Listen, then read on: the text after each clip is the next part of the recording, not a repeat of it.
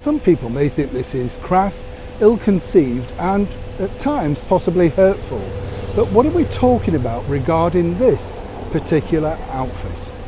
Hi, good morning, Neil Sean here in the very heart of London. Boiling hot London today, let me tell you. By the way, that place behind me is the Crown Plaza, one of the brand new hotels open up in London. Lovely, lovely non-alcoholic cocktails, but you know the sort of place where you go and you drink them too fast and now you feel too full, you know the sort of mean. I like the sort of snowballs, the fake ones, don't you? Find them very, very Moorish, you know, but obviously full of sugar. And, you know, as we told you the other day, we're not allowed things like that, particularly if you go on the underground now and you see all those pictures, don't you? Putting you off, of course, going into McDonald's and KFC. What do you mean it didn't work for you? Worked for me. Back as ever, though, to your breaking raw story of the day. This story is pretty fascinating, in fact, because as we know with Meghan and Harry, their story just evolves on a daily basis. And, you know, the recent book by Tom Bower has been accused of all sorts of things. But even the most hardened of people must be able to see exactly how Miss Markle herself does reach back in time for inspiration, particularly when it comes to fashion choices. We saw this sort of Amal Clooney look. And then, of course, we've seen very similarities to the late and wonderful Princess Diana. Now, many people might say, well, the same could be said of Catherine. Indeed, you know, because obviously if you wear a similar style dress, similar style colour, the media will try and match it up. That's the deal. That's what they want to do. When Harry and Meghan returned back here to the United Kingdom for their recent trip for, of course, the Platinum Jubilee, all eyes were on exactly what would Meghan be wearing, and absolutely right, you know, it's a big selling point and most people do like to look at fashion, whether you're a fan or not. As I said before, I thought Miss Markle looked rather splendid in that all-white outfit by Christian Dior. It kind of evoked a bit of an old-style sort of fashion, if you like, an old-style look for me, 1940s, that sort of stuff.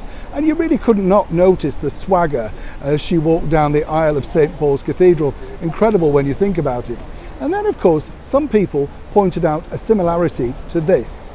Now, this has really exploded over here in the United Kingdom because when you think about it, it would be very hard-pressed, wouldn't it, to find a person who didn't know about Wallis Simpson and her, shall we say, ill-advised at times connection back to the British monarchy. She was the person, of course, that seemingly ruined everything about the monarchy. And more importantly, was really disliked by the late Queen Mother for all the stress that she believed Wallis and her husband, the former king, put on her husband, George. And one can see how this was really apparent. Sadly, we lost him at the age of just 52. Now, I'm not suggesting for one moment that Meghan went down through history and thought, is there an outfit that I could possibly put on that might trigger a lot of emotions? After all, Wallis and her do share, well, you know, similarities. Both socialites, both activists, both American, and both like to wanted to think that they could get their own way, whichever way you look at it, with the monarchy. Both found out, of course, that simply wasn't the case.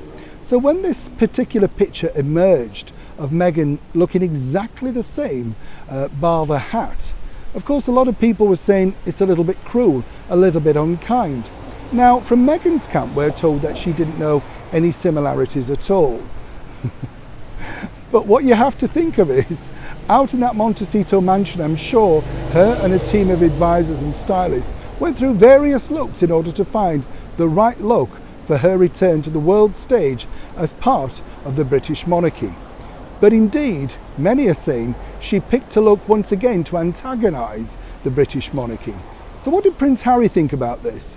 Well, we truly don't know, but what I would say is this. Most men don't notice things like that. You know, they would have said, yes, you look very nice, dear, moving on. Possibly wouldn't notice if she was wearing a burqa or indeed a crash helmet. You know, that's the thing that men do. But obviously, Meghan herself has realised that this has created yet another snowstorm. And one might suggest that it's something that she particularly does enjoy. Even while we said before here on the show, both claim to dislike the media. But why then, seemingly, do they go out to chase it? But it was also for all the wrong reasons. As I say, I thought Meghan looked particularly nice on that day. But when you look at these pictures side by side, was there really a message that she was trying to put over? As ever, I'd love to know what you think to this particular story in the comments below. Neil Sean in the very heart of London.